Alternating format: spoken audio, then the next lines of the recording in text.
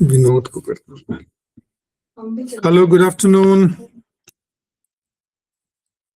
मेरे ख्याल आप लोग रेडी हैं अभी, है ना?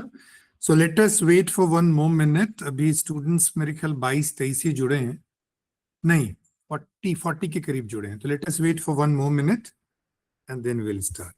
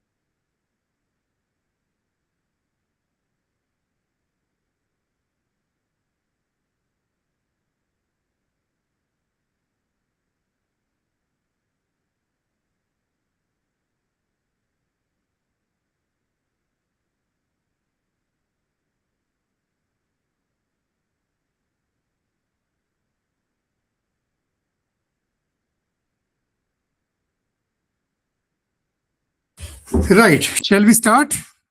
Are you ready? You can share a thumbs up emoji. Yes, or... sir. Let's start. Good good good good. तो बेटे अभी तक हमने 5 टॉपिक्स डिस्कस किए हैं। हमने सबसे पहले डिस्कस किया कि क्या है रिसर्च, फिर डिस्कस किया कि लिटरेचर रिव्यू क्या होता है, फिर हमने डिस्कस किया कि आपके जिस सब्जेक्ट से आप बिलोंग करते हो उसके मेन मेथड्स कौन से हैं, और उसके बाद वो जो डेटा कलेक्शन जब हो जाती है तो एनालिसिस कैसे करते हैं, चौथे दिन का टॉपिक था। 5वें दिन हमने रिसर्च एथिक्स, प्लेजरिज्म, साइटेशन, उसके बारे में बात की, और आज आखिरी सेशन है जिसमें हम बात करेंगे कि आखिर एकेडमिक राइटिंग क्या होती है और प्रेजेंटेशन क्या है, पब्लिकेशन क्या है। तो ये मैं आपको ब्रीफली डिस्कस करूंगा, और उसके बाद हमने एक शॉर्ट फीडबैक और वैलिडिक्टरी सेशन रखा हुआ है जो हम 4 बजे शुरू करेंगे और 4:20 4:25 तक we will close the session. तो let me share my screen first.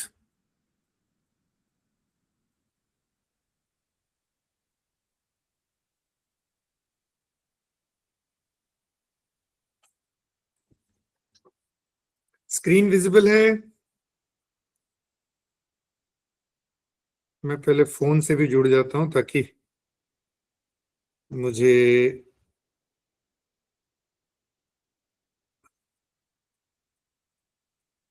आपके चैट मैसेजेस दिखाई पड़े। राइट, तो आज का 3 टॉपिक हम बहुत 15-15 मिनट में तीनों को डिस्कस करेंगे और वी विल क्लोज बाय 4, और उसके बाद हम एक शॉर्ट वैलिडिक्टरी सेशन रखेंगे। देखो, आज हमारा टॉपिक है कि एकेडमिक राइटिंग है क्या, उसके बेसिक स्ट्रक्चर क्या होती है, पेपर के लिए जब लिखते हैं, पब्लिकेशन के लिए, और प्रेजेंटेशन जब बनाते हैं तो दोनों में क्या फर्क है, और पब्लिकेशन का अर्थ क्या है। मैं आपको कुछ 1-2 पब्लिकेशन एज सैंपल आपको दिखाऊंगा। पहला सवाल यह है कि आपको किस चीज में ज्यादा डर लगता है? हाँ, रिसर्च पेपर लिखने में, ऑडियंस के सामने प्रेजेंट करने में, या जर्नल के लिए भेजने में? पहले में, दूसरे में, या तीसरे में? चैट बॉक्स में लिखो। आप 1 से ज्यादा भी लिख सकते हो, 1 2 3 भी लिख सकते हो, 1 2 लिख सकते हो, 2 लिख सकते हो, 3 लिख सकते हो। आपको इन तीनों में सबसे अधिक प्रॉब्लमेटिक क्या लगता है? 3। प्रियांश कह रहे हैं पब्लिकेशन, चंचल कह रहे हैं ऑडियंस के सामने प्रेजेंट करने में भी, अधिकतर जो स्टूडेंट्स हैं वो दूसरे में कह रहे हैं। दीक्षिता कह रही है दूसरा तीसरा, वर्षा, मोनिका, महेश, तो दूसरा और तीसरा है ना। पहले में उतनी प्रॉब्लम मैं देख पा रहा हूं कि नहीं है लोगों का। गुड। लेकिन ध्यान क्या रखना है, ये तीनों जो बेटे ऐसे हैं चीजें, ये लर्नेबल है, हम सीख सकते हैं। हम माँ के पेट से सीख करके हम में से कोई नहीं आता। रिसर्च पेपर लिखना कैसे है, ऑडियंस के सामने उसको प्रेजेंट कैसे करना है, और उसको पब्लिश कैसे करना है, ये तीनों हम आसानी से तो नहीं, लेकिन थोड़े एफर्ट के साथ हम सब लोग जो है वो सीख सकते हैं। तो नेक्स्ट चीज है कि आखिर एकेडमिक राइटिंग है क्या और क्या नहीं है। एकेडमिक राइटिंग क्या है? देखो, एकेडमिक राइटिंग एक तो क्लियर होती है,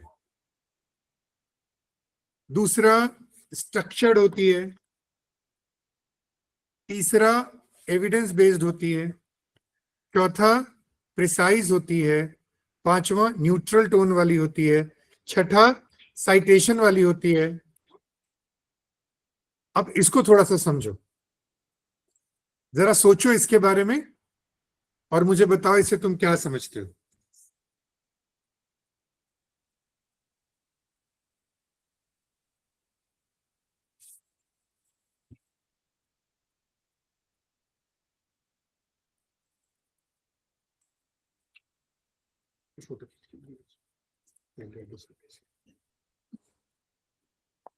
बेटे मैं रिपीट कर रहा हूं, एकेडमिक राइटिंग है क्या? पहली बात, एकेडमिक राइटिंग की क्या है, ये क्लियर होती है, गोल मोल नहीं होती है, स्ट्रक्चर्ड होती है, एविडेंस बेस्ड होती है, प्रमाण के आधार पर ओपिनियंस नहीं डालते हैं, अखबार का आर्टिकल नहीं है ये, प्रिसाइज और स्पेसिफिक होती है, और उसका टोन न्यूट्रल होता है। हम फेवर और अगेंस्ट में नहीं बोल रहे होते हैं, जिस चीज का एविडेंस होता है वही हम प्रेजेंट कर रहे होते हैं। और उसमें वो जो आइडिया है, यदि मेरे स्टडी से निकल के आया है तो हम उसको उस तरह से प्रेजेंट करेंगे, और यदि मैंने वो आइडिया कहीं और से लिया है तो उसको हम साइटेशन करेंगे। जो सैटरडे वाले लेक्चर जिन लोगों ने अटेंड किया है उनको पता है कि साइटेशन क्या होती है। आपने वो आइडिया जिस स्कॉलर के पब्लिकेशन से लिया है आप उसको मेंशन करते हो। क्या नहीं है क्या? अच्छा, वेरिएबल्स क्लियर होते हैं, जो वर्ड्स कॉन्सेप्ट्स हैं वो उसमें क्लियर होते हैं। क्या नहीं है एकेडमिक राइटिंग? देखो, एकेडमिक राइटिंग का मतलब ये नहीं है कि कॉम्प्लिकेटेड लिखना है, इसका मतलब ये नहीं कि बड़ी फ्लावरी या डेकोरेटिव लैंग्वेज यूज करना है। एकेडमिक राइटिंग मतलब ये नहीं कि जो ऑलरेडी पब्लिश्ड वर्क है उसको हमने कॉपी पोस्ट कर लिया। आपको पता है कि ये प्लेजरिज्म होती है। आप अपने विचार नहीं प्रकट करने हैं, वो ऐसे हो गया, फिर एकेडमिक राइटिंग नहीं है। आप विदाउट एविडेंस अपने ओपिनियंस को प्रेजेंट नहीं कर सकते हैं। तो ये कुछ फंडामेंटल डिफरेंस है। अब ये बोलने में तो चलो समझ में आता है कि क्या है, लेकिन इसको ऐसे समझो। मैं अब ऐसा करता हूं कि आपके सामने ना कुछ स्टेटमेंट्स देता हूं ताकि आपको पता चले। अच्छा पहले, अच्छा उसके पहले मैं एक बार रिवाइज कर दूं। देखो बेटे, ये ना जो एकेडमिक राइटिंग क्या है, आप देखो कि 7 वर्ड्स हैं, इसको ध्यान में रखना है। Clear, structured, evidence based, precise, neutral, citation oriented and variables clear हो। अब मैं आपके सामने कुछ स्टेटमेंट्स, 5-6 स्टेटमेंट्स आपके सामने अलग अलग स्लाइड्स में डिस्कस करूंगा, और आपने बताना है कि इस स्टेटमेंट में एकेडमिक राइटिंग के कौन से वाले लक्षण नहीं है। फिर मैं आपको डेमोन्स्ट्रेट करूंगा कि क्या लक्षण हो सकते हैं। ठीक है, एकेडमिक लैंग्वेज में उसको कैसे कन्वर्ट कर सकते हैं। अब आप देखो, एक स्टेटमेंट है, सब लोग पढ़ रहे हैं इसको। कई स्टूडेंट ड्रॉप आउट हो जाते हैं क्योंकि कॉलेज मुश्किल होता है, और जिंदगी जो है वो कॉलेज की टाइम में बड़ी मुश्किल होती है। अब ये एक स्टेटमेंट है, आपको क्या लगता है एकेडमिक स्टेटमेंट है कि नॉन एकेडमिक? जिनको लगता है एकेडमिक है वो ए लिखें, जिनको लगता है नॉन एकेडमिक है वो NA लिखें।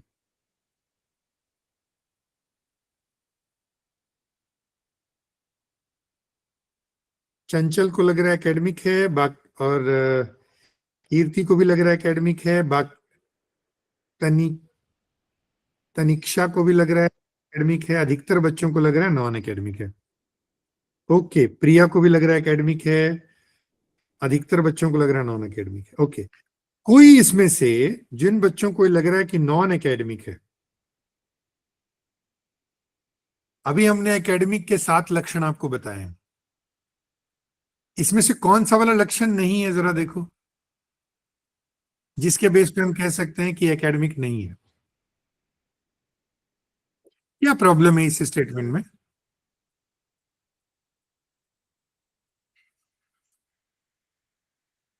Many students drop out because college is difficult and life is hard. Okay, Priyansh कह रहे हैं लाइफ इज हार्ड, मतलब इसमें क्या प्रॉब्लम है? ये नॉन एकेडमिक कैसे है लाइफ इज हार्ड?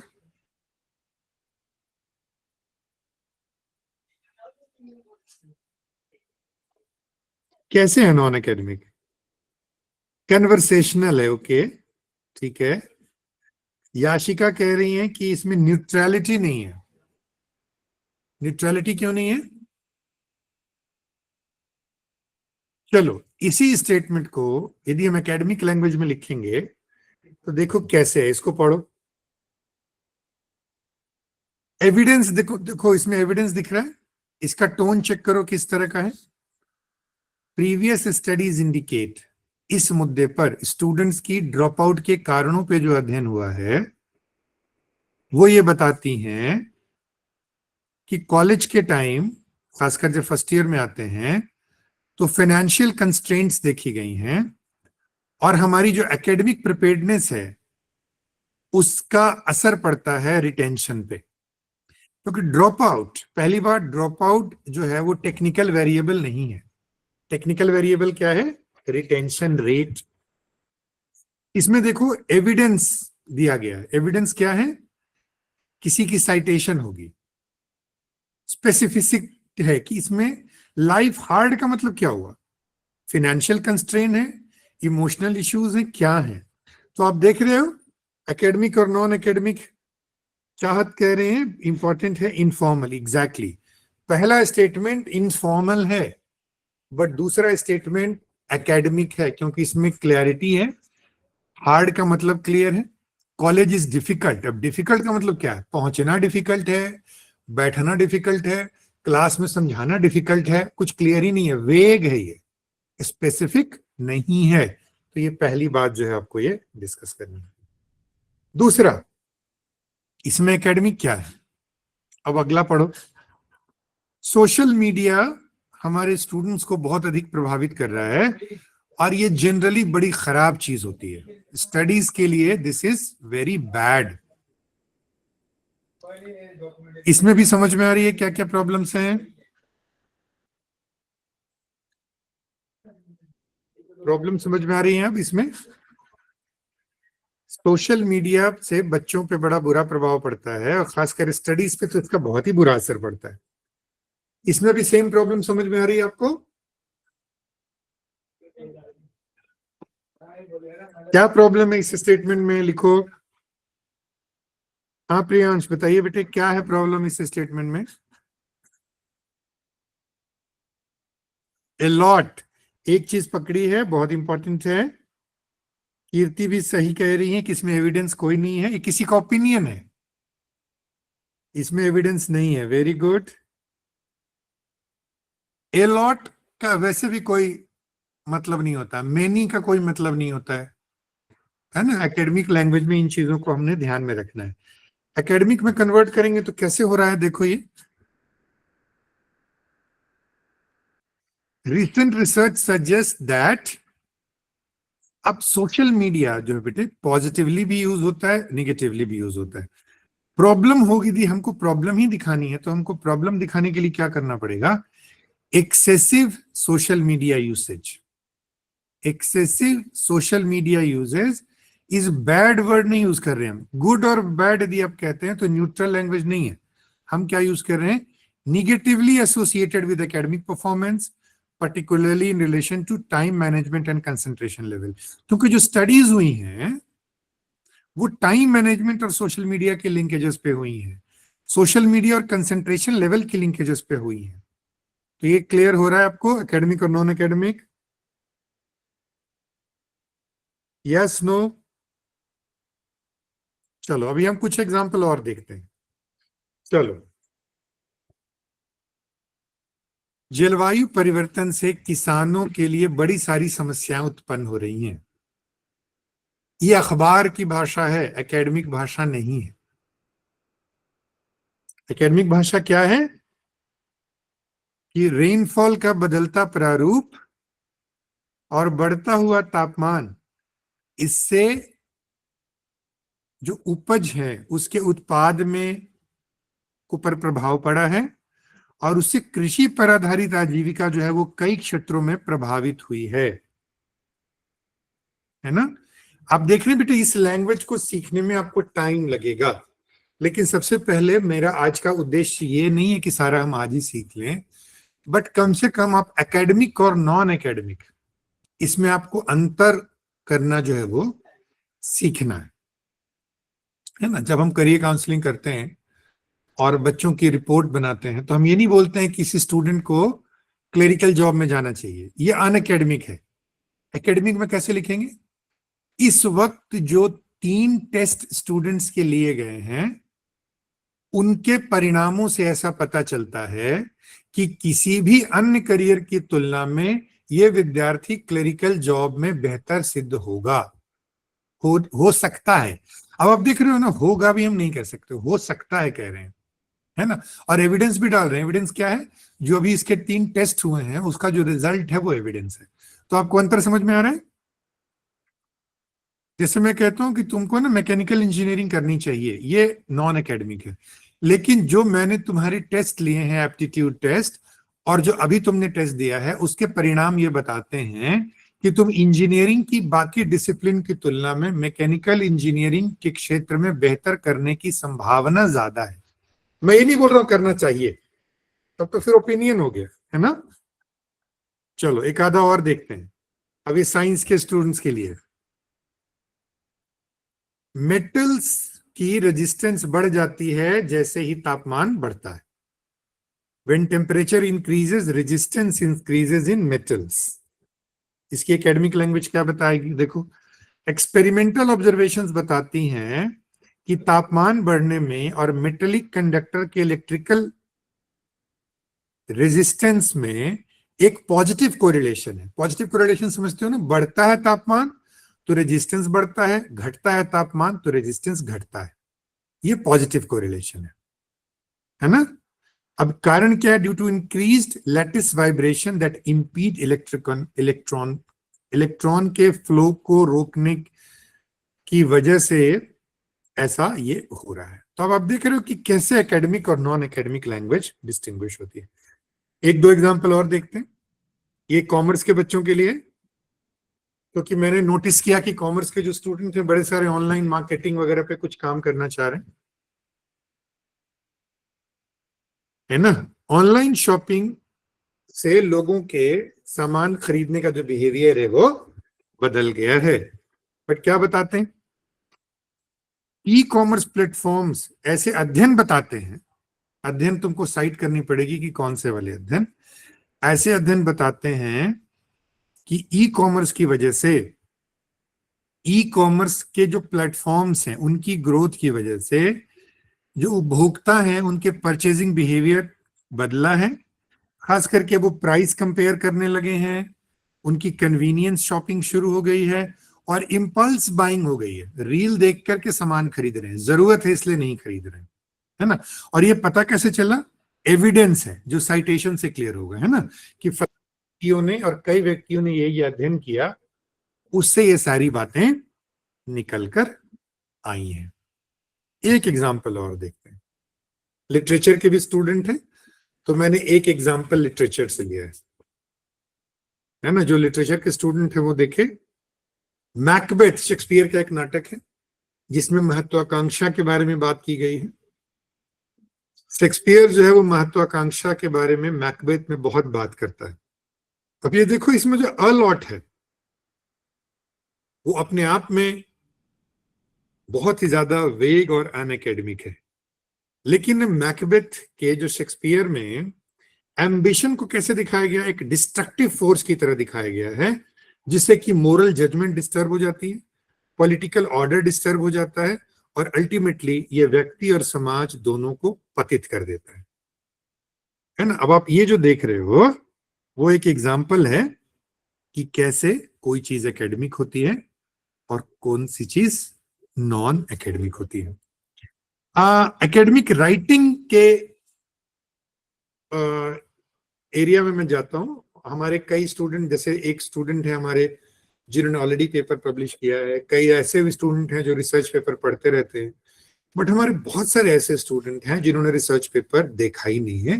तो मैं 2-3 मिनट उनको लगाऊंगा, ताकि उनके साथ लगाऊंगा ताकि आपको क्लियर हो जाए कि एकेडमिक राइटिंग का स्ट्रक्चर क्या होता है। बट यूजुअल स्ट्रक्चर ये है, देखो इसका टाइटल होगा, उसकी एक समरी होगी जिसको एब्स्ट्रैक्ट कहते हैं, इंट्रोडक्शन होगा जिसमें आप विषय को प्रवेश करते हैं, लिटरेचर रिव्यू, गैप देखते हैं उसमें क्या गैप है क्या नहीं है, हमें क्या पता चलता है। और डॉक्टर अमित ने बताया होगा उस दिन कि लिटरेचर रिव्यू जो है वो क्रोनोलॉजिकल हो सकता है, थीमेटिक हो सकता है, बड़े सारे तरीके हैं, रीजनल लेवल पे, स्पेशियल लेवल पे हो सकता है। लिटरेचर से पता चलता है कि गैप क्या है, कौन से गैप को आपकी स्टडी जो है वो फुलफिल कर रही है। फिर उस गैप को भरने के लिए आपने जो अध्ययन किया उसका मेथड आपने क्या इस्तेमाल किया, डेटा कलेक्शन के टूल क्या थे, डेटा जब कलेक्ट हो कैसे कलेक्ट किया डेटा, डेटा जब कलेक्ट हो गया तो आपने एनालिसिस के लिए क्या किया, फिर उसके रिजल्ट्स क्या निकल के आए, फाइंडिंग्स क्या निकल के आए हैं, और उसके कंक्लूजन क्या है, उसके बाद रेफरेंसेस आपने क्या यूज किए। देखो बेटे ये जनरल स्ट्रक्चर है, बट ये स्ट्रक्चर वेरी होता है। एक्सपेरिमेंटल स्टडी में थोड़ा सा कुछ और तरीके से लिखेंगे, फील्ड बेस्ड है, सर्वे बेस्ड है, कुछ और लिखेंगे, सेकेंडरी लिटरेचर के बेस पे है तो हम कुछ और लिखेंगे, रिव्यू आर्टिकल है तो कुछ और लिखेंगे। पेपर कई तरीके का होता है, अभी मैं आपको ज्यादा कंफ्यूज नहीं करना चाह रहा हूँ, बट जनरली जो साइंटिफिक पेपर है उसमें यही होता है कि गैप क्या है, किस मेथड से आपने वो गैप भरा, और आपकी फाइंडिंग्स क्या है, निष्कर्ष क्या है, और आपने किन किन स्कॉलर्स के इस्तेमाल किए हैं, वो रेफरेंसेस जो है आप उसमें यूज करते हैं, है ना। तो मैं आपको 1-2 रिसर्च पेपर्स आपको डेमोन्स्ट्रेट करता हूं, दिखाता हूं, और उसके बाद हम अगले पार्ट में जाएंगे।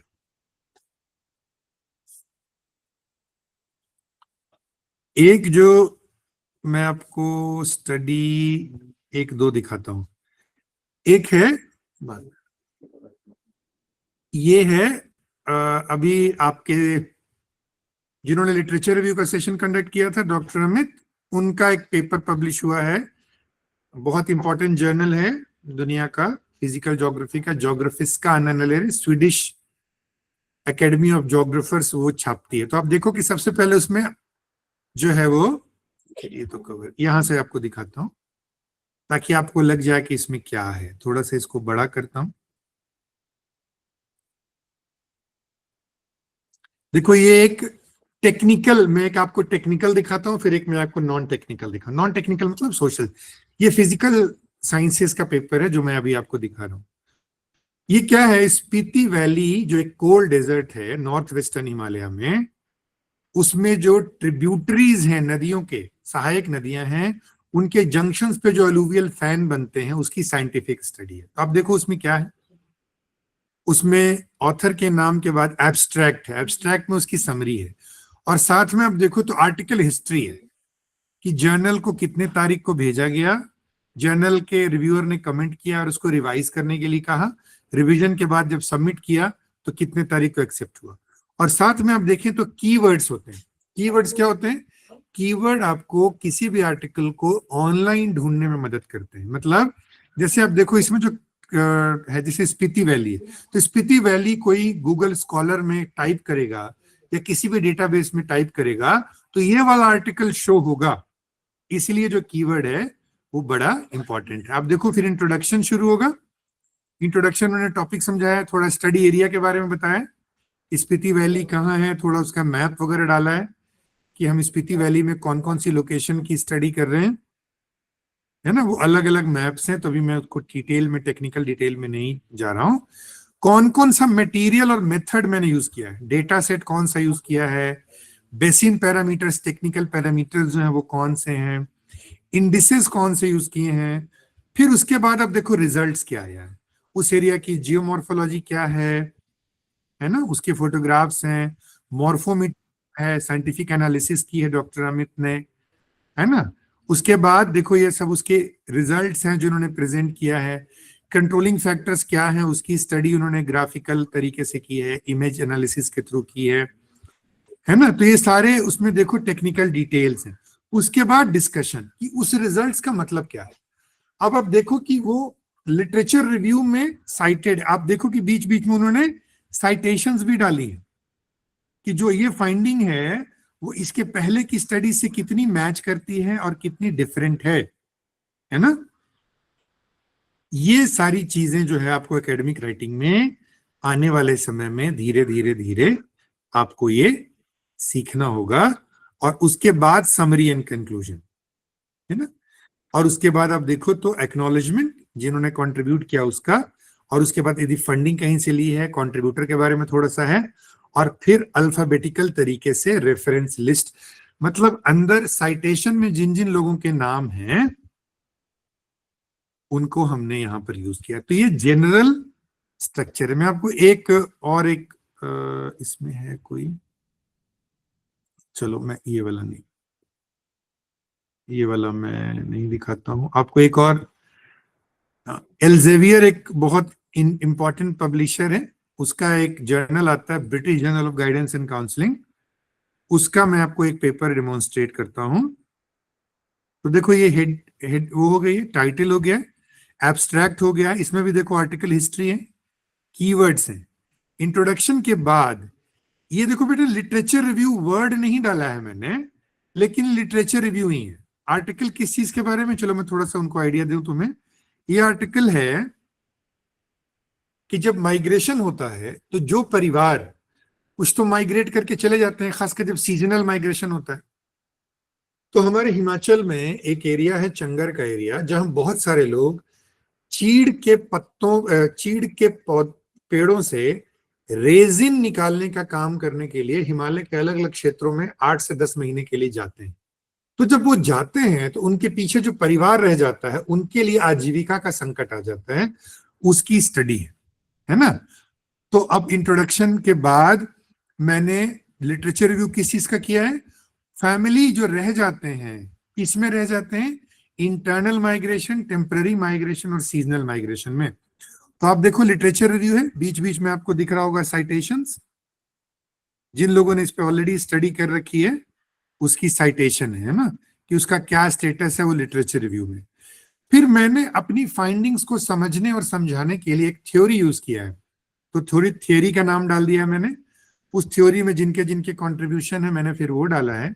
फिर स्टडी एरिया के बारे में डाला है ना। फिर ऑब्जेक्टिव्स आ गए हैं, फिर मेथड आ गया है। तो फिर मेथड की डिटेल आएगी, डेटा सोर्सेस किस तरह से, ये क्वालिटेटिव स्टडी थी तो उसका अप्रोच किस और तरीके से आएगा, डेटा एनालिसिस कैसे है। और कई बार जैसे मैंने कहा कुछ जर्नल में रिजल्ट सेक्शन अलग होता है, डिस्कशन अलग होता है, और कुछ में रिजल्ट और डिस्कशन इकट्ठा एक्सपेक्ट करते हैं। तो मैंने रिजल्ट लिखे और साथ के साथ ही डिस्कशन शुरू कर दिया। तो पहला रिजल्ट क्या है कि ट्रेडिशनल लाइवलीहुड के आधार जो है वो खत्म हो गए हैं, और जो जो उसमें से निकल के आया कि कैसे कर्जे के चक्कर में फंस जाते हैं, ये सारी चीजें हम इसमें, इमोशनल क्या गैप हो जाती है, हस्बैंड चला जाता है तो वाइफ और बच्चों को इमोशनल प्राइवेशंस जो है वो इसमें से हम इसमें डालते हैं। अब मेरा पर्पस ये जर्नल काउंसलर के लिए, तो काउंसलर्स के लिए इस स्टडी से क्या लेसन है मैंने वो निकालने की कोशिश की है। और उसके बाद कंक्लूजन, उसके बाद एक्नॉलेजमेंट और रेफरेंसेस अल्फाबेटिकली आप इसमें डाल देते हो। तो आप जिस सब्जेक्ट से जुड़े हुए हैं, आप उस सब्जेक्ट से जुड़ा हुआ आपको कुछ ना कुछ इसमें जरूर मिल जाएगा, बट जनरल स्ट्रक्चर यही होता है। कॉमन मिस्टेक्स क्या करते हैं हम लोग एकेडमिक्स में, रिसर्च पेपर को ऐसे की तरह लिखते हैं, ऐसे में ओपिनियन डालते हैं, इसमें हम ओपिनियन नहीं डालते हैं। कई बार रिसर्च क्वेश्चन ही क्लियर नहीं होता है। अभी एक स्टूडेंट है जो किसी स्टेट का पब्लिक सर्विस कमीशन ज्योग्राफी का दे रहा है और वो पीएचडी कर रहा है। तो जब मैंने उससे पीएचडी के बारे में कुछ क्वेश्चंस पूछने शुरू किए तो मुझे लग गया उसको उसके ऑब्जेक्टिव्स ही क्लियर नहीं है, रिसर्च क्वेश्चंस ही क्लियर नहीं है। आप कोई साइटेशन नहीं यूज करते हो, अपने लंबे लंबे पैराग्राफ लिख रहे हो जैसे वो आपकी खुद की फाइंडिंग है, तो ये एकेडमिक राइटिंग नहीं है। Plagiarism already doctor Devendra Sharma ji ने सैटरडे को काफी डिस्कस किया, तो मैं नहीं करूंगा डिस्कस। जनरलाइजेशन, जनरलाइजेशन मतलब एक कॉन्टेक्स्ट में जो आपकी फाइंडिंग है वो किसी और कॉन्टेक्स्ट में जब आप यूज करते हैं, उसी को हम जनरलाइजेशन कहते हैं। तो ये एकेडमिक लैंग्वेज में नहीं होता है। अभी तक मैंने पहला पार्ट डिस्कस किया कि एकेडमिक राइटिंग क्या होती है। अभी तक आपके मन में कोई क्वेश्चन है तो पूछो, और आपकी कोई मेजर लर्निंग है तो वो पूछो, फिर मैं आगे जाता हूं कि पेपर जो हम पब्लिकेशन के लिए भेजते हैं और प्रेजेंटेशन के लिए उसमें क्या डिफरेंस है, वो मैं भी रुक के इसके ऊपर अगले टॉपिक पे आता हूं। तो पहला जो टॉपिक था मेरा कि एकेडमिक राइटिंग क्या है, वो क्लियर हुआ है आपको? Yes, no?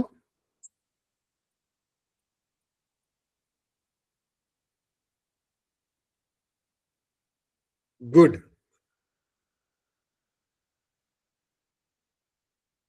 कोई स्टूडेंट अपनी लैंग्वेज में बताना चाहेगा कि एकेडमिक राइटिंग क्या है? अभी तक जो भी चर्चा हुई है उसके बेस पे कोई बताना चाहेगा कि what is academic writing?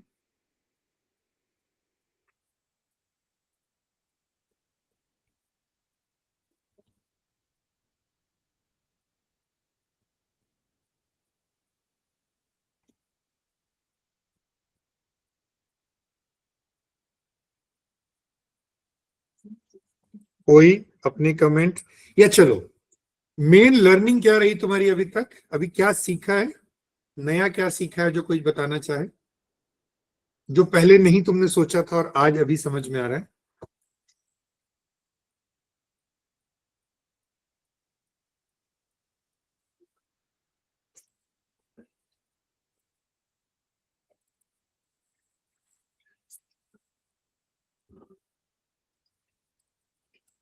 Very good. Priyansh कह रहे हैं it is a serious formal writing. Good, formal writing is a good word. और किसी की इंपॉर्टेंट लर्निंग कोई रही है तो बताइए।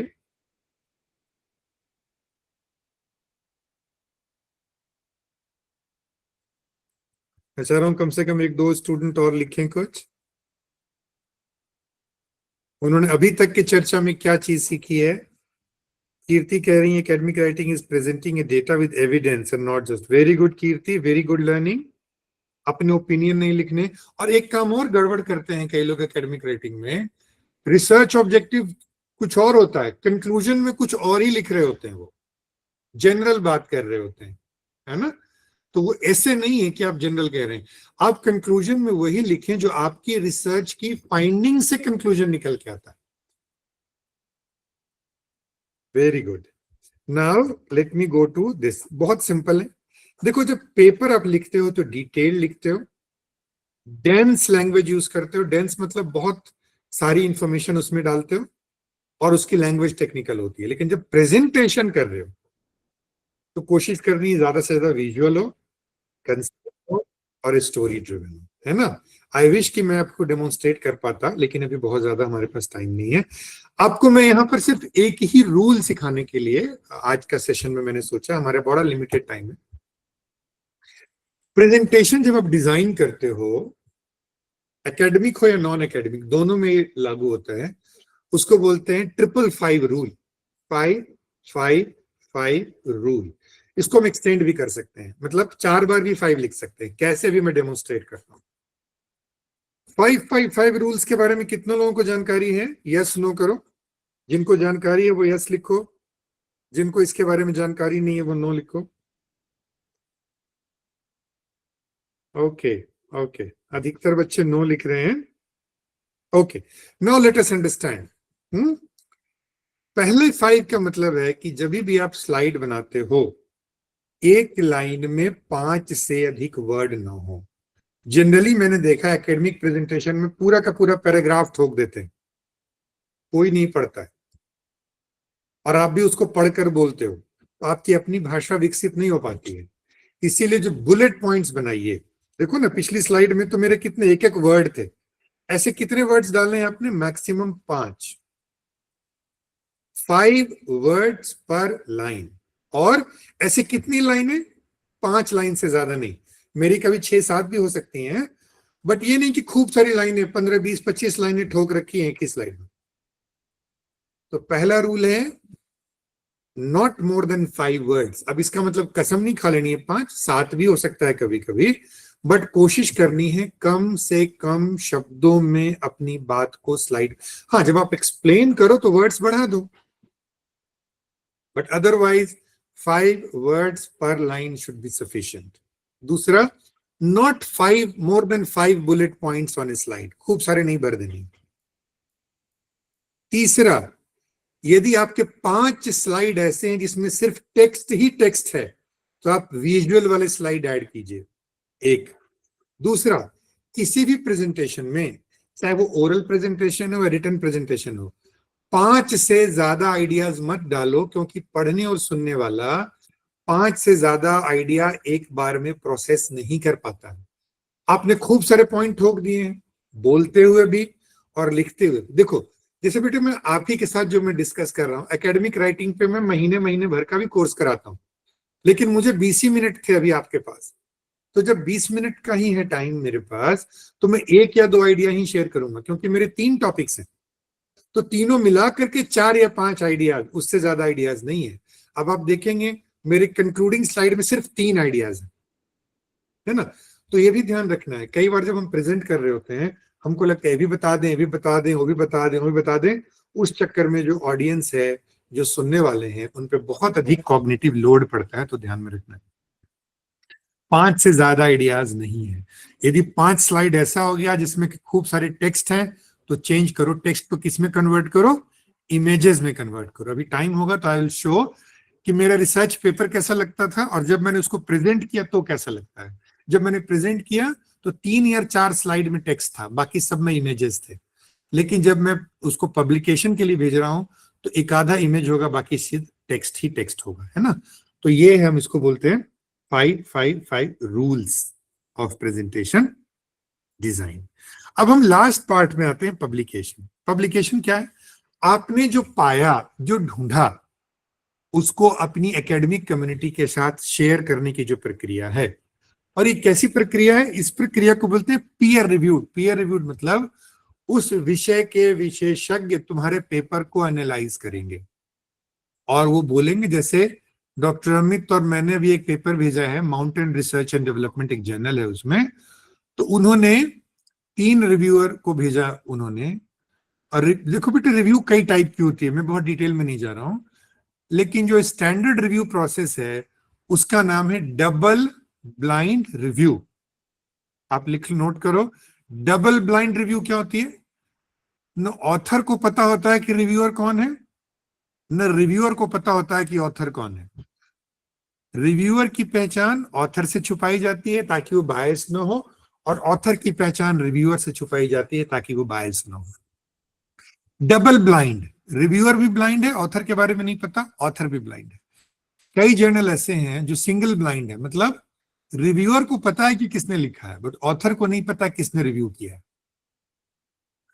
ठीक है, तो वो ध्यान में रखना है कि ये ऑथर जो है वो उसको भी नहीं पता रिव्यूअर के बारे में, न रिव्यूअर को पता है ऑथर के बारे में। इसको डबल ब्लाइंड रिव्यू कहते हैं। तो जो हमारा पेपर था उसमें 2 रिव्यूअर ने बोला कि मेजर रिवीजन चाहिए, ये ठीक नहीं, ये ठीक नहीं, इसको ऐसे करो, ऐसे करो, ऐसे करो, और एक ने बोला माइनर रिवीजन चाहिए।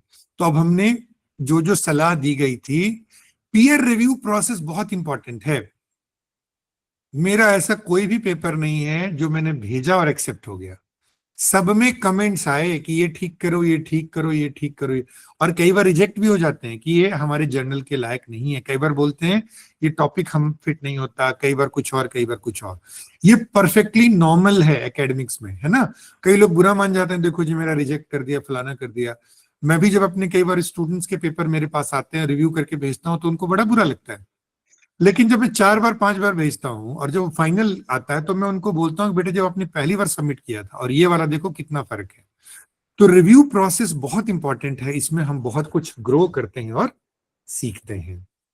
इमीडिएट एक्सेप्टेंस नहीं होती। अभी मैंने आपको 2 पेपर्स का एग्जांपल दिया, सबमिट कब किया था और फाइनली पब्लिश कब हुआ। तो कई पेपर ऐसे हैं जो 2-2 साल लग जाते हैं, 1.5 साल, 6 महीने। कुछ जो जाली जर्नल है, जो 1500 रुपए दो, 1000 रुपए दो और छापते हैं, वो तो 3 दिन में छाप देंगे। उन जर्नल्स के लिए एक नाम है, उसको बोलते हैं प्रीडेटरी जर्नल। तो प्रीडेटरी जर्नल में अवॉइड करो, उसका कोई बेनिफिट नहीं मिलने वाला है ना। जो तुमने आज भेजा, कुछ भी लिख के भेज दो, वो 1500 रुपए दो, वो छाप देंगे, उससे बचना है। तो ये पब्लिकेशन की प्रोसेस। कहाँ कहाँ पब्लिश कर सकते हैं आपको पता है? जर्नल में कर सकते हैं, कॉन्फ्रेंस प्रोसीडिंग में कर सकते हैं, एडिटेड वॉल्यूम में कर सकते हैं, और आप जिस यूनिवर्सिटी, जिस कॉलेज से हैं, यदि उनकी मैगजीन है, उनका जर्नल है, तो आप वहां भी पब्लिश कर सकते हैं। अब मैं आई विल स्टॉप हियर, और आपको मैं 2 मिनट का टाइम दे रहा हूं, और आपको इसका जवाब, सेंटेंस को पूरा करना है। Academic writing is dash dash dash, और आपको खुद अपनी राइटिंग के बारे में पता है। तो अब आप ये देखो कि आपको क्या लगता है, कहां आपको इंप्रूव करने की जरूरत है। ये आप कहीं नोटबुक में लिखो, और हो सके तो उसकी फोटो खींच के व्हाट्सएप ग्रुप में डालो, ताकि हमारे रिकॉर्ड में रहे, ताकि हमें पता चले कि जो हमारे पार्टिसिपेंट हैं, स्टूडेंट्स, वो क्या सीख रहे हैं, है ना। तो ये 2 क्विक रिफ्लेक्शन क्वेश्चन है। Academic writing is dash and I need to improve in dash. फिर मुझे नेक्स्ट स्टेप्स के बारे में आपसे 5 मिनट बात करनी है, लेकिन तब तक आप जो है वो इसको एक बार देखो।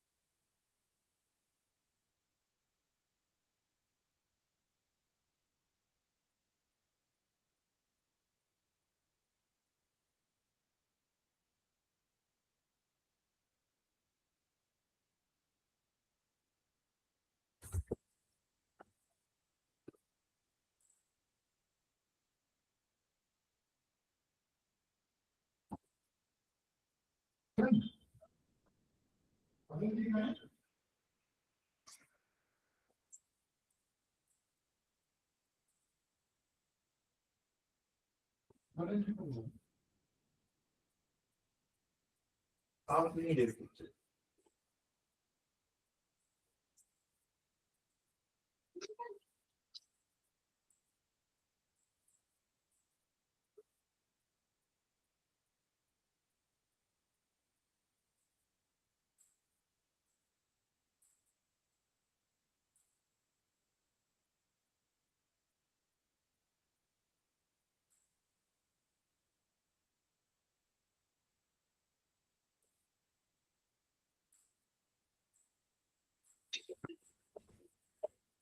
लिख रहे हैं आप लोग?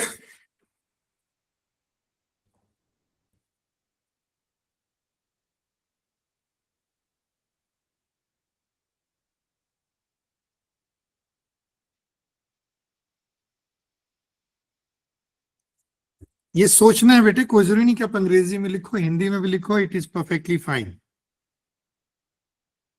एकेडमिक राइटिंग क्या है, और आपको क्या लगता है कहां पर आपको इंप्रूव करने की जरूरत है।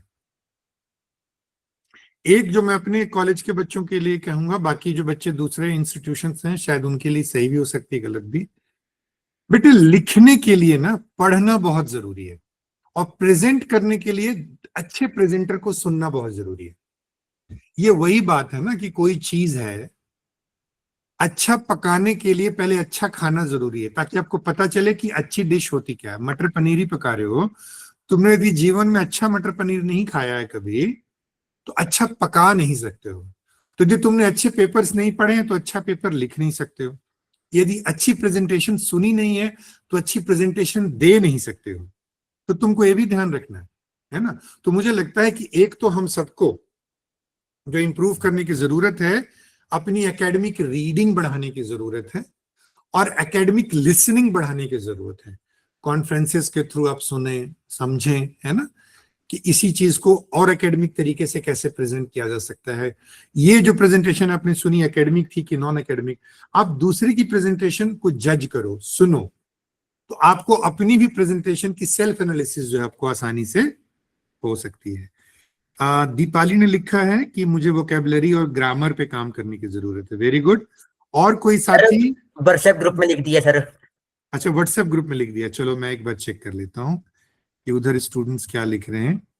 ओके, फॉर्मल राइटिंग है, I need to improve in using correct and formal language, language sentence structure, yes yes, communication. Shubham, हम सबको ही देखो, ये जो शुभम ने लिखा है I need to improve my communication skill, हम सबको इंप्रूव करने की जरूरत है, किसी को ज्यादा किसी को कम, बट कोई ऐसा व्यक्ति नहीं है दुनिया में जिसकी कम्युनिकेशन परफेक्ट है। किसी की तुलना में बेटर या खराब हो सकती है, लेकिन हम ये नहीं बोल सकते हैं कि फलाने की कम्युनिकेशन परफेक्ट है। अच्छी बुरी हो सकती है तुलनात्मक रूप से, तो हम सबको इन एरियाज में इंप्रूव करने की जरूरत है। नाउ नेक्स्ट पार्ट, कि चलो हमने कोर्स में जो मुख्य बातें थी आपसे शेयर कर दी, अब हमने करना क्या है। आपको याद होगा पहले सेशन में मैंने आपको 4 हफ्ते का एक प्लान बनाया था और मैंने पीपीटी भी ग्रुप में शेयर कर दी थी ताकि आप उस पर थोड़ा सा काम शुरू करें। एक चीज जो मैं आप सबको बताना चाहूंगा, क्योंकि हो सकता है आपने से ब्रोशर नहीं पढ़ा है, जिन बच्चों ने ब्रोशर ठीक से पढ़ा है उनको पता भी होगा, है ना? क्या है? 2 अप्रैल को हम आप लोगों के लिए एक वनडे नेशनल कॉन्फ्रेंस प्रपोज कर रहे हैं, जिसमें जो बच्चे भी हमारे साथ जुड़े हैं मेन उन्हीं के लिए है, लेकिन यदि कोई और स्टूडेंट जो पीजी कर रहा है वो भी यदि पेपर मतलब एब्स्ट्रैक्ट भेजना चाहे तो भेज सकता है। तो अगले, अभी देखो आज है तारीख हो गई 16, 2 अप्रैल तक आपके पास पूरे 6 हफ्ते हैं। 2 हफ्ता इसका फरवरी के महीने का और 4 हफ्ता मार्च के महीने का, 6 हफ्ते आपके पास हैं। तो 6 हफ्ते में एक छोटा सा रिसर्च स्टडी जिसको आप प्रेजेंट कर सकते हो 5 से 10 मिनट, आई एम श्योर कि आप प्रिपेयर कर सकते हो किसी भी सब्जेक्ट में। तो हमारी टीम ने प्लान किया है कि हम एक दिन आपकी पेपर प्रेजेंटेशन का रखेंगे और हम आपको नेशनल कॉन्फ्रेंस की सर्टिफिकेट भी देंगे। आपके टीचर आपके साथ को ऑथर या मेंटर ऑथर के रूप में आ सकते हैं, मतलब आप अपने टीचर के साथ मिलकर कर सकते हैं, लेकिन स्टूडेंट प्रेजेंट स्टूडेंट ही करेगा, चाहे हेल्प टीचर की लो। आपके जो मेंटर टीचर्स हैं जिन्होंने अभी आपको सिखाया है, आप उनकी भी हेल्प ले सकते हो। तो ये कितने स्टूडेंट हैं जो उस दिन कुछ ना कुछ प्रेजेंट करना चाहेंगे?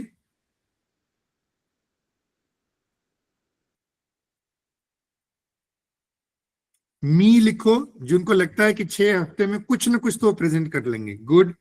मुस्कान लिख रही है आई वांट टू प्रेजेंट। एक ही प्रेजेंटर के लिए तो हम नेशनल कॉन्फ्रेंस नहीं करेंगे भाई। गुड। पंकज, दीपाली, 3 कम से कम तो 15-20 लोग हों तभी हम कर पाएंगे, नहीं तो हमको तो कैंसिल करना पड़ेगा। गुड। 4 लोग हुए हैं। फोटो साफ नहीं है, कोई बात नहीं, वो फाइल रख दो।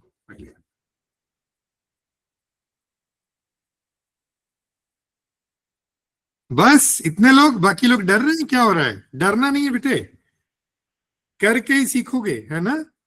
आपके लिए नेक्स्ट स्टेप क्या है? देखो, एक छोटा सा आइडिया लो जिसपे तुम रिसर्च कर सकते हो, 5 से 7 मिनट के लिए बनाओ, क्लैरिटी पे फोकस करो। परफेक्शन तो आते आते आएगी, है ना?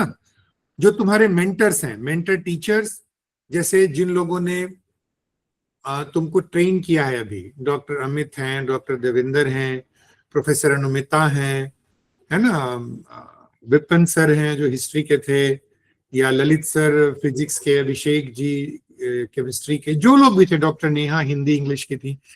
तो जो लोग भी हैं आप उनसे टच में रहो, रिसर्च क्वेश्चन को इंप्रूव करो, अप्रोच को क्लैरिफाई करो कि क्वांटिटेटिव रखोगे क्वालिटेटिव रखोगे, स्ट्रक्चर को इंप्रूव करो, आर्ग्यूमेंट को इंप्रूव करो, प्रेजेंटेशन की प्रैक्टिस करो। क्योंकि जो तुमने इधर 6-7 दिन में सीखा है, जैसे मैंने तुमको याद होगा पहले दिन ही कहा था, नोअर बहुत है, नॉलेज तो तुम यूट्यूब से ले लोगे, बट करके ही हम चीजों को सीखते हैं। तो हम चाहते हैं कि जो मेरे बच्चे हों, स्टूडेंट्स हों, वो डूअर्स हों। नोअर्स तो बड़े सारे लोग हैं। तो करना क्या है, कॉन्फ्रेंस में अपने रिसर्च वर्क को प्रेजेंट करो, वहां एकेडमिक फीडबैक मिलेगा तुमको, अपने दोस्तों की फीडबैक मिलेगी, तुम्हारा कॉन्फिडेंस बढ़ेगा। और कॉन्फ्रेंस के बाद यदि तुम्हारे पेपर की क्वालिटी अच्छी हुई, पब्लिकेशन के लिए भेजो। कोई नहीं पब्लिश करता है तो हम भी एक बुक के फॉर्म में पब्लिश कर सकते हैं, है ना। तो पहले लिखो, फिर प्रेजेंट करो, प्रेजेंटेशन के दौरान आइडियाज और मिलेंगे, उसे इंप्रूव करो और फिर उसको पब्लिश करो, है ना। तो मेरा जो फाइनल थॉट्स है वो यही है, तीन बातें कहनी है। देखो, राइटिंग सीखने का एक ही तरीका है कि लिखो।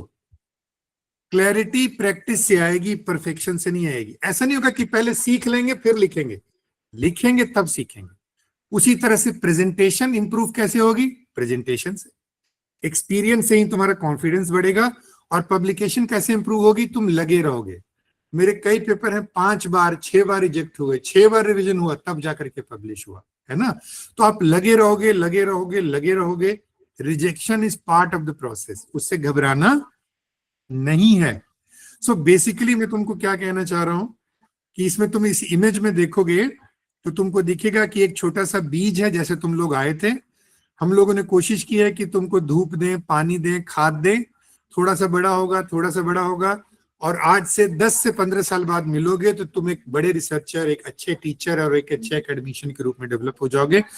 शुरुआत स्मॉल करो, लगातार लगे रहो, और धीरे धीरे अपने आप को इंप्रूव करो। यही दो चार चीजें थी जो मैं तुमसे डिस्कस करना चाहता था आज की डेट में।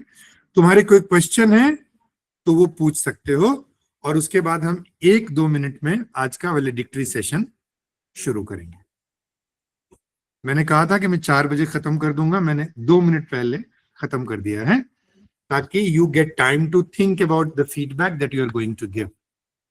कोई तुम्हारे क्वेश्चंस हैं तो वो पूछ सकते हो। और ये अच्छा है कि यदि फीडबैक कंक्लूडिंग सेशन में यदि तुम कैमरा ऑन करके रखोगे तो हमारी फोटोग्राफ्स वगैरह के लिए अच्छा होगा, और it will be a good get together. तो हम अभी एक छोटा सा 20 से 1 मिनट का एक शॉर्ट सेशन करने वाले हैं। किसी का कोई क्वेश्चन हो तो पूछ सकता है।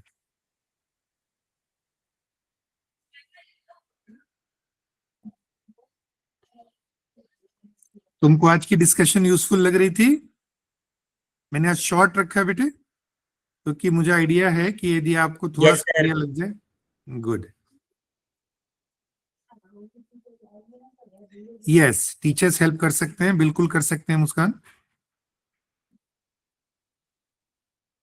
टीचर्स आपके को ऑथर होंगे, मेंटर ऑथर होंगे, बट प्रेजेंट आप ही करेंगे। मैं चाहता हूं कि ये जो ग्रुप है 40-50 स्टूडेंट का, कम से कम इसमें से 20 लोग हैं जो प्रेजेंट करें।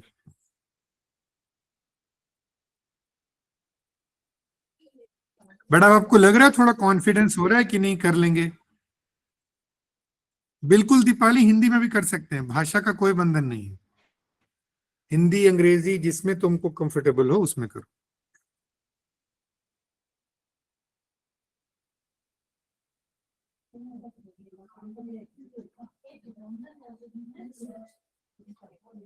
Right, I will stop now. और मेरे ख्याल से हमारे कॉलेज से प्रोफेसर मंजीत जुड़ चुके हैं शायद।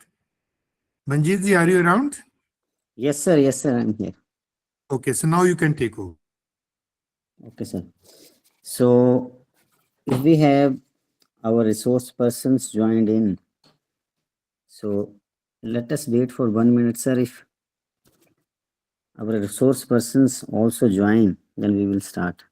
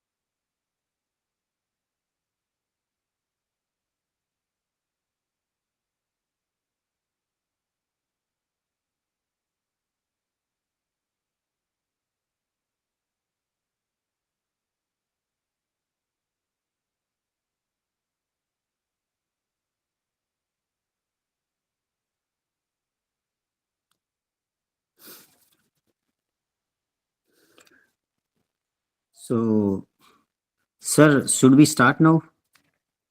Please. So, very warm good afternoon to everyone. I, Dr. Manjeet Singh, Assistant Professor of English, Wazir Ram Singh Government College, Dehri. At the outset of this valedictory session, welcome our Chief Guest, Dr. Sachin Kumar, Principal, Wazir Ram Singh Government College, Dehri, Dr. Kamaksi Lumba, Coordinator, IQAC, Wazir Ram Singh Government College, Dehri, the resource persons, faculty members of Wazir Ram Singh Government College, Dehri, and young researchers. Over the last few days of Sodh Pariveshika, a capacity building program in research methodology for PG students of all disciplines, we haven't just joined in online and discussed things related to research, but we have collective journey into the heart of inquiry.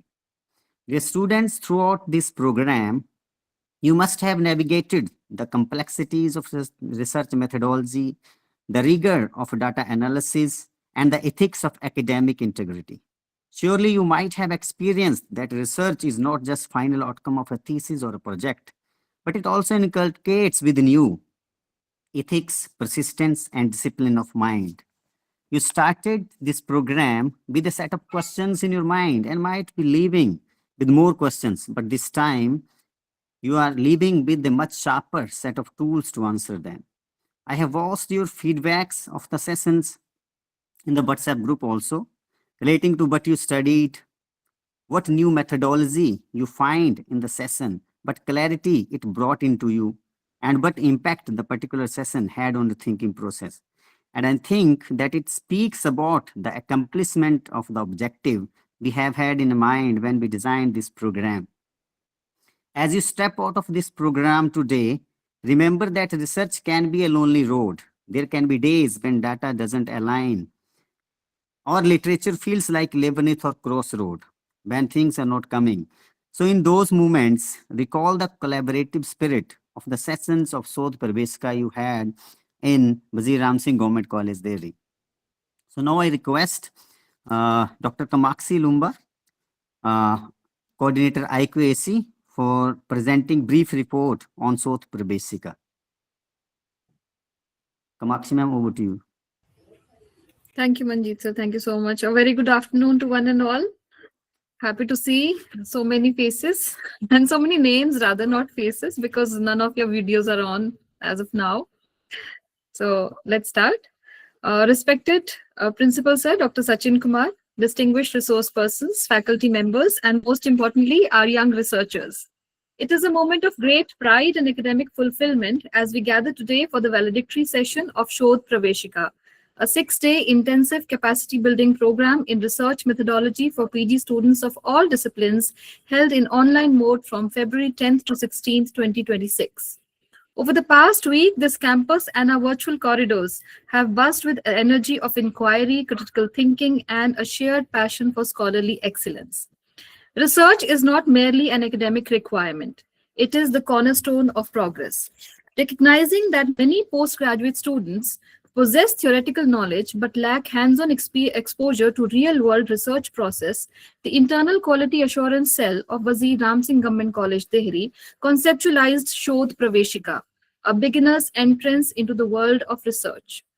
The capacity building program was meticulously designed for PG students across all disciplines, including languages, humanities, social sciences, pure sciences, and commerce. Our primary objectives were to bridge the gap between classroom theory and practical research application, formulate research problems, objectives, questions, select appropriate research methodologies, and collect and analyze data, equip students with essential skills for dissertation writing and academic publication, familiarize participants with modern digital tools, literature reviews, and ethical research practices, how to prepare abstracts, papers, and presentations, and present confidently at academic conferences. The journey through the week of the program followed a comprehensive 6-day schedule with daily sessions from 3 p.m. to 4:30 p.m. almost. On day 1, Introduction to Research, our principal, Dr. Sachin Kumar, set the stage by introducing research through asking questions that matter. He emphasized that a strong research foundation is built on clarity of thought and a well-structured plan. Day 2, February 11, we dealt with literature review and digital tools. Dr. Amit Soshta, Department of Geography from GCRK Solan, led a vital session on literature review and digital tools. He highlighted the importance of literature review in research and also demonstrated how digital databases and tools such as Google Scholar, Dimensions AI, Web of Science can transform the arduous task of referencing into a seamless digital workflow. On day 3 and day 4, that is February 12th and 13th, discipline-specific breakouts were held, recognizing that one size does not fit all in research. These days were dedicated to parallel sessions where students worked with specialists and dived into the specific methods for data collection, analysis, and interpretation relevant to their fields. On day 5, that is February 14, the ethical compass was dealt by Dr. Devendra Sharma, Department of Political Science, RKMV Shimla, who addressed the crucial topics of research ethics, plagiarism, and citation styles. He reminded us that integrity is the soul of research and original thinking must be protected through proper references. The Panch Pran of research shared by Sir shall be remembered and lived by all in their research journeys. The final day, that is day 6 today, was from academic writing to publication and presentation. We concluded with a practical session on academic writing and preparing for publication by our worthy principal, Sir Sachin Kumar, providing students with a roadmap to transition from being learners to becoming published contributors to their fields. The success of such a multidisciplinary venture rests on the shoulders of its experts. We extend our deepest gratitude to our resource persons who agreed to share their valuable time and expertise with future researchers.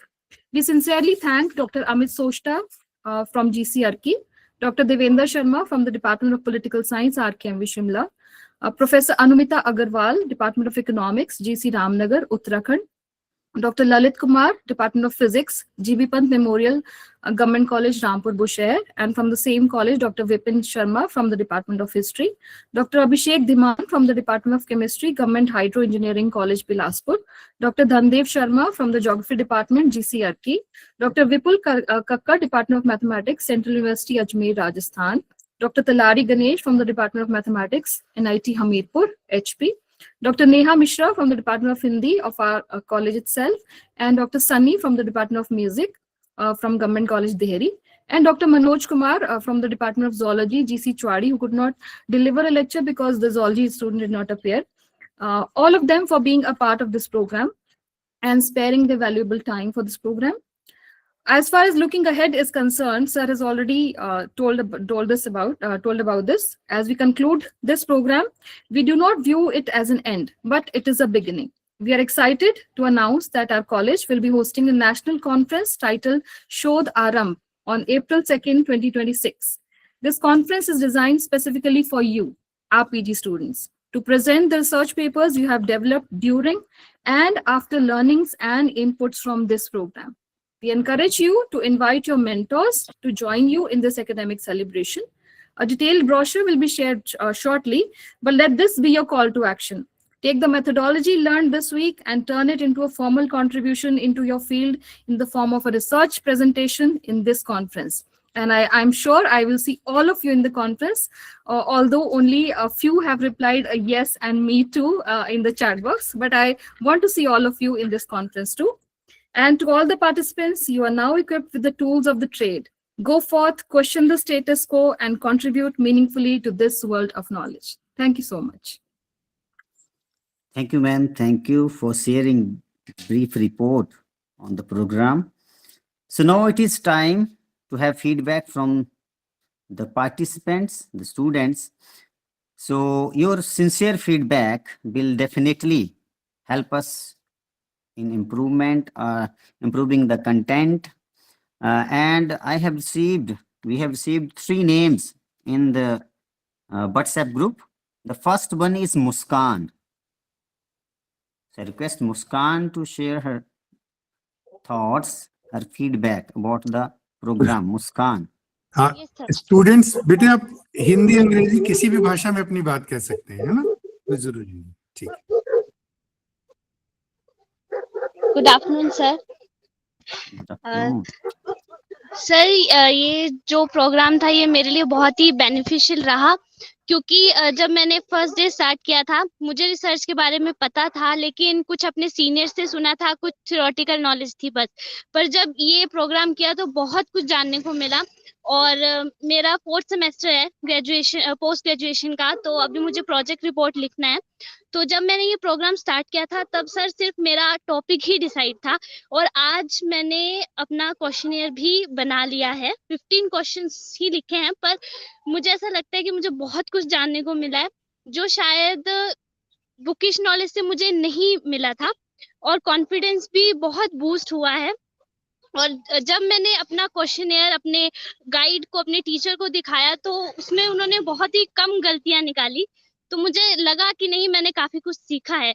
और जो सबसे अच्छी मुझे एक इसकी बात लगी कि मेरे काफी फ्रेंड्स हैं, उनको कुछ टॉपिक्स नहीं मिल रहे थे, तो जब हमने अपना डिसिप्लिन स्पेसिफिक कोर्स लगाया था तो मैम ने हमें काफी सारे टॉपिक्स दिए थे, तो उन टॉपिक्स को मैंने अपने फ्रेंड्स को बताया और उन्हें भी बहुत जो है हेल्प हुई है। उनका प्रोजेक्ट जो टॉपिक है वो भी डिसाइड हो गए हैं, तो मेरे लिए ये बहुत ही हेल्पफुल प्रोग्राम था। Thank you, Muskan. Thank you for sharing your positive feedback. Now I request Priyansh Rana. Priyansh है यहाँ पे. Hello, Priyansh sir. Rana. Okay, Priyansh, share your views. ये आप सर किसी बहुत भी ही लैंग्वेज में बोल सकते हैं, हिंदी में बोल सकते श्योर सर श्योर। ये सर मेरे लिए बहुत ही नया एक्सपीरियंस था। मैंने पहली बार ही कोई वर्कशॉप अटेंड की ऑनलाइन, क्योंकि मैं यहाँ डिस्ट्रिक्ट सिरमौर से हूँ, बिलोंग करता हूँ, ठीक है। और मैंने रिसर्च के बारे में मतलब बहुत ही मेरे को वेग आइडिया था, मतलब ज़्यादा मुझे पता नहीं था इस चीज़ के बारे में। फिर जैसे ही आज ये छठा दिन है तो अब तक मुझे मतलब बेसिक्स तो क्लियर हो चुके हैं रिसर्च मेथोडोलॉजी के। और ये सर आपका जो ये आपके वेबिनार ये बहुत ही ज़्यादा इंट्यूटिव था, मतलब मेरे लिए तो बहुत ज़्यादा हेल्पफुल था। ये नया एक्सपीरियंस था, बहुत कुछ नया सीखने को मिला मेरे को इससे।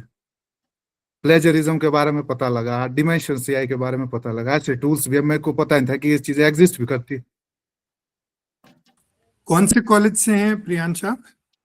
ये sir government college Shilai. Shilai. Muskan आप कौन से कॉलेज से हैं बेटे? Sir government degree college Dharamshala. Dharamshala, ठीक। थैंक यू प्रियांश, आपने बहुत ही अच्छे तरीके से अपनी फीडबैक को शेयर किया, what you learn in this programme. Pankaj Thakur हैं, he has given his name, Pankaj Thakur.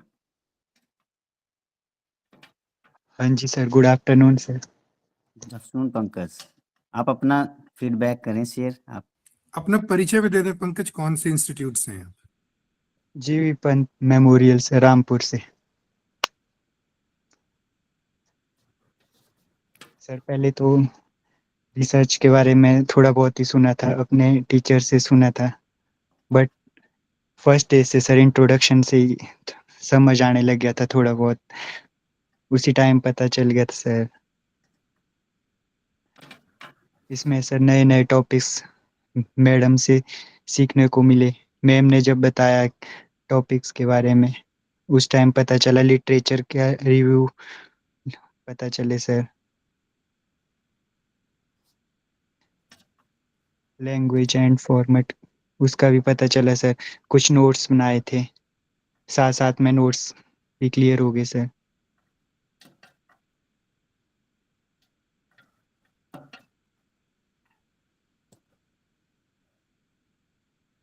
Okay Pankaj, thank you. और स्टूडेंट्स में से कोई स्टूडेंट जो अपना फीडबैक शेयर करना चाहे, स्टूडेंट में से अनदर स्टूडेंट जो अपना फीडबैक शेयर करना चाहते हैं, रेज हैंड कर सकते हैं वो।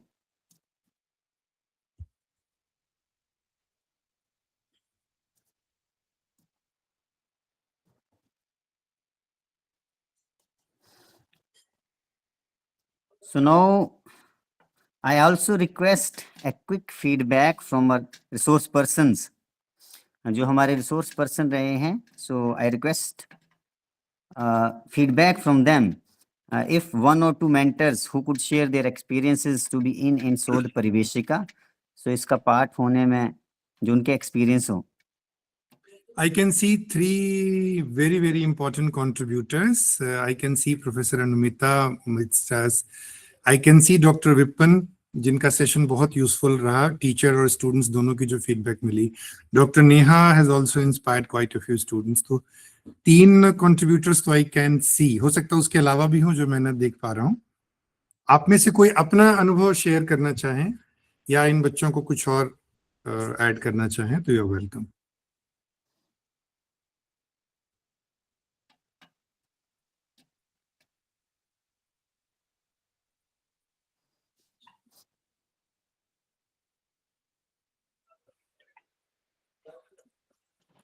हाँ डॉक्टर विपिन. नमस्कार.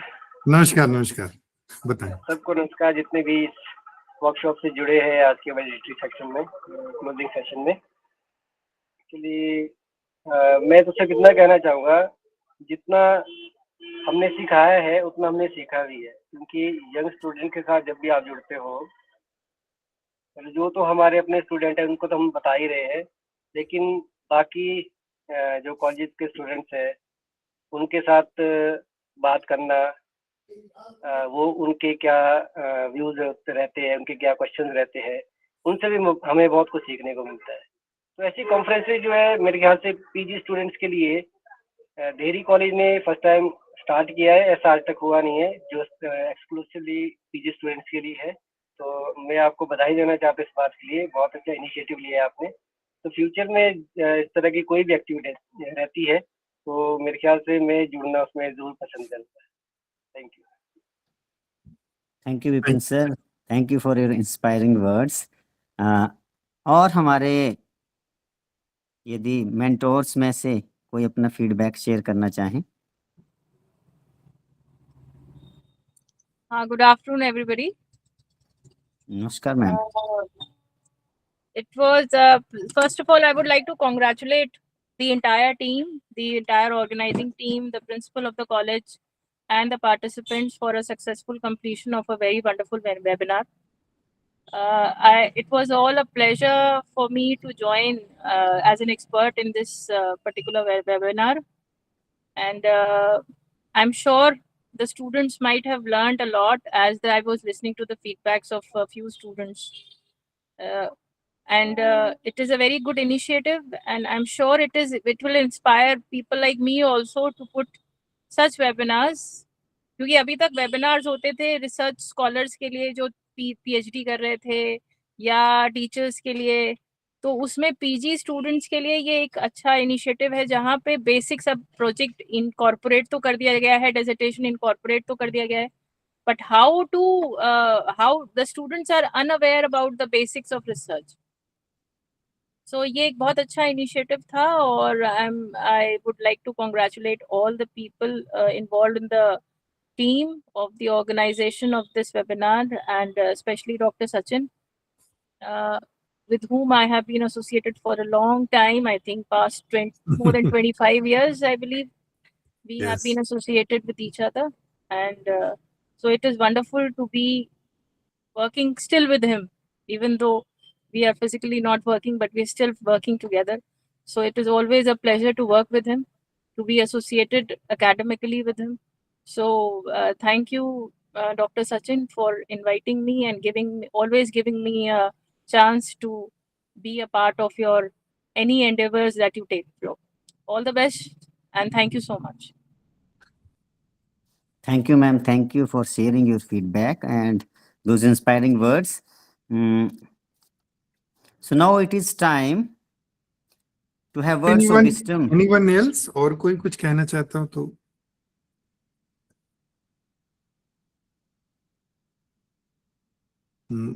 मेरे ख्याल स्टूडेंट्स जो हैं चैट बॉक्स में भी कुछ कमेंट्स डाल रहे हैं. Yes sir. हमारे कोई और टीचर कुछ कहना चाहते हो फैकल्टी मेंबर्स हमारे जिन्होंने कोऑर्डिनेट किया हमारी तरफ से, उनकी कोई लर्निंग है तो they are also welcome to share their experiences, because I know when we plan we were a bit apprehensive कि how students will take it and how things will actually unfold. But was there any surprise for you? और आपकी कोई learning रही है, कुछ और कहना चाहते हैं तो हमारे जो साथी जुड़े हैं वो कह सकते हैं.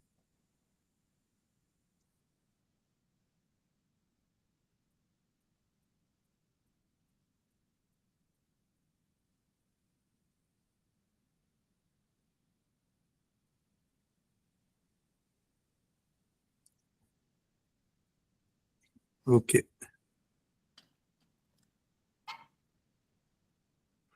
So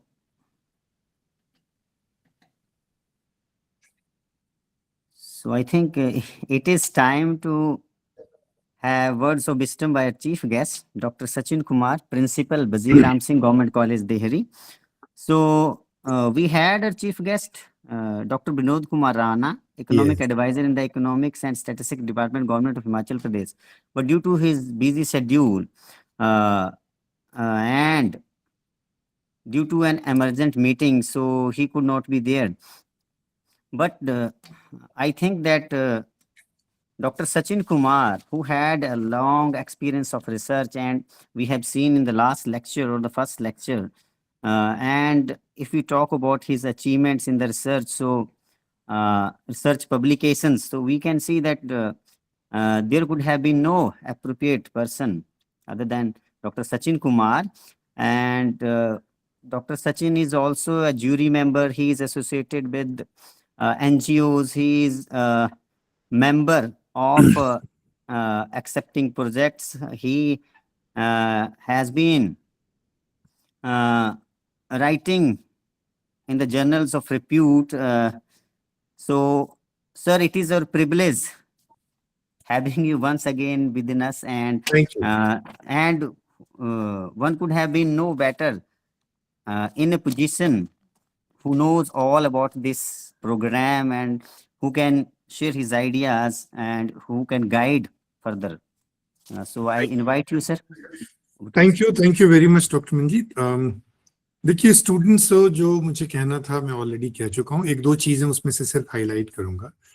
देखो, रिसर्च बिगिंस विद क्यूरियोसिटी, और वो मुझे एक जनरल शिकायत रहती है, और खासकर टेक्नोलॉजी के आने के बाद ये शिकायत बढ़ गई है कि youngsters are not curious enough,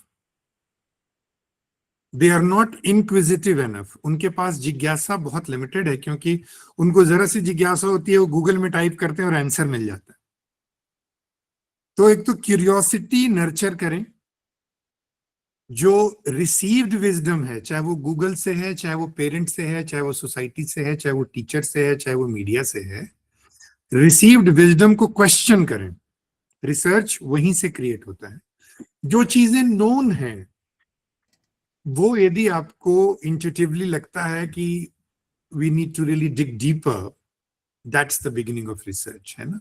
जिज्ञासा, आप हमारे प्राचीन ग्रंथ भी देखें, भक्ति सूत्र है जैसे नारद का, आप देखेंगे तो शुरुआत कैसे होगी? अथा तो भक्ति जिज्ञासा, जिज्ञासा से होगी।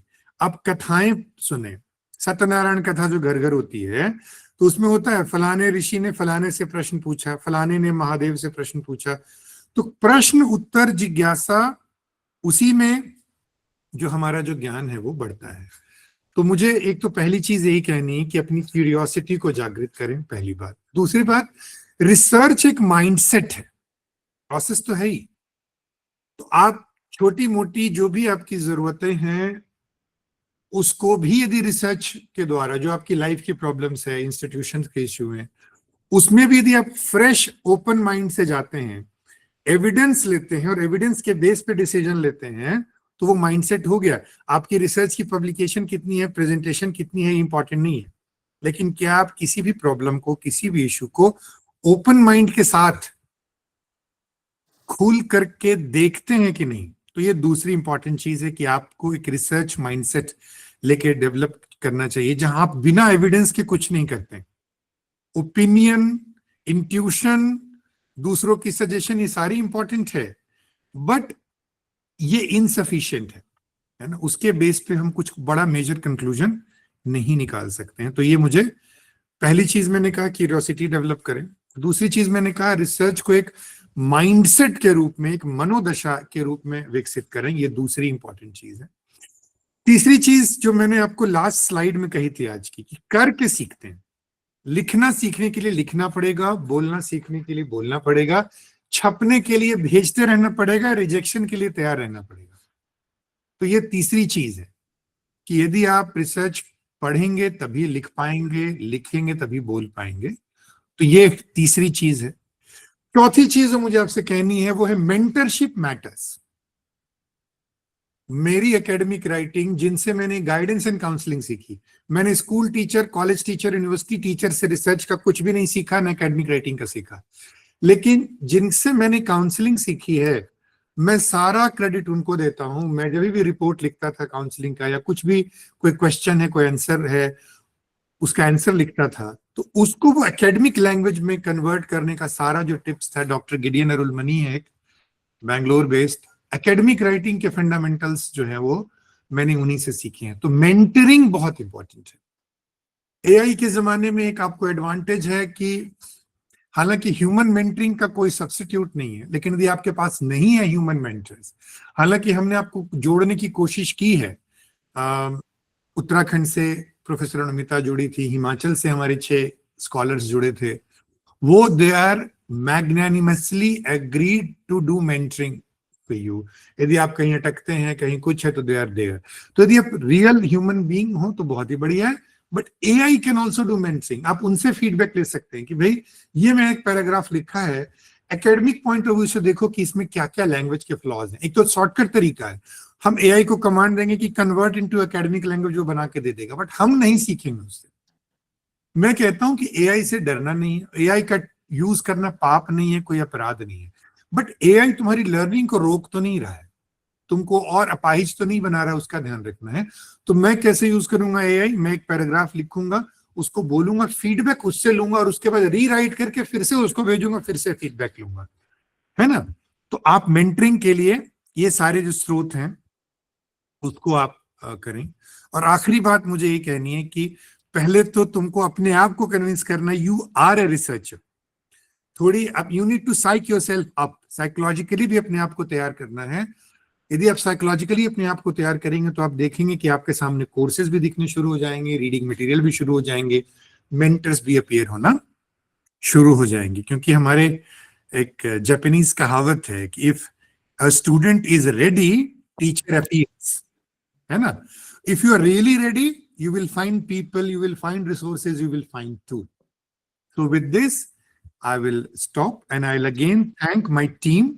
I'll thank my IQAC coordinator, Dr. Kamakshi, team के जो बाकी members हैं, Dr. Manjeet, Rekha ma'am, Rajat, Sanjeev, Surendra Mishra, Dr. Sashi, Dr. Indrajit, ये जितनी टीम है वो लोग, और जो 2 मेंटर्स हमारे साथ जुड़े थे, डॉक्टर नेहा और डॉक्टर सनी, उनका कंट्रीब्यूशन, और बहुत सारे लोग ऐसे हैं जिनका मैं शायद अभी नाम ना ले पाऊं, और जितने लोगों ने कोऑर्डिनेट किया, जितने पीजी के सब्जेक्ट्स हैं, सबके टीचर्स ने कोऑर्डिनेट किया, चाहे वो फिजिक्स हो, या चाहे मैथमेटिक्स हो, या हिस्ट्री हो, कॉमर्स हो, इकोनॉमिक्स हो, जो भी हमारे पोस्ट ग्रेजुएशन के सब्जेक्ट्स हैं, सबका कोई ना कोई कंट्रीब्यूशन रहा है।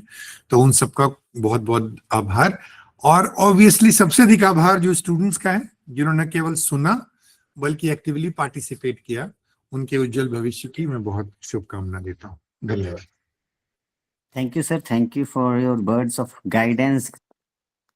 And very briefly, you put in that if you are going in research, then curiosity, mindset, and going through the process, that is very much important. Then you should have a mentor, because without mentor or guide, research is like a mess. So mentor is very much important. So as I was also sharing one thought in today's class, that you are not the product of your circumstances, but of your decisions. So PhD करिए आप, चाहे आप project करिए, whether you are writing a research paper, so circumstances may be in your favor or circumstances may not be in your favor. You are may be in a good health or may not be in a good health, but the decision you are taking and the act you are doing, that will definitely help you in going further in your research. So thank you, sir, once again. And now I thank once again Dr. Sachin Kumar, Principal, Bazir Ram Singh Government College, Dehri, for thinking of such a program for PG students and giving opportunity to the faculty members of this college also to act upon such a rare program. I thank Dr. Kamakshi Lumba, IQAC coordinator, to work efficiently on this program. I thank all the resource persons without whom this program would have not been possible and who really guided through all the program in the technical sessions. I also thank all the faculty members who helped in technical sessions and smooth conduct of this program, the technical team and the dear participants without whom this program have been impossible. So I thank you all. And now it is time to say good day and all the best for all the future academicians and the researchers. I wish all the best for their future research initiatives. And as Kamakshi ma'am has told, so we also invite you for 2nd of April for your participation in your research papers for Sodh Arambh, which is entitled as Sodh Arambh. With this note, Sir, I would just like to add that all the participants must surely fill the feedback form as well as appear for the quiz. Otherwise, the certificates will not be generated. Dr.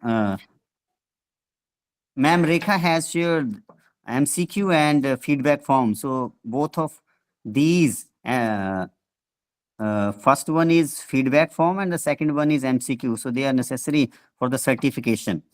So with this, I request Principal Dr. Sachin Kumar to close formally this program Sodh Pariveshika 2026. Yeah, thank you.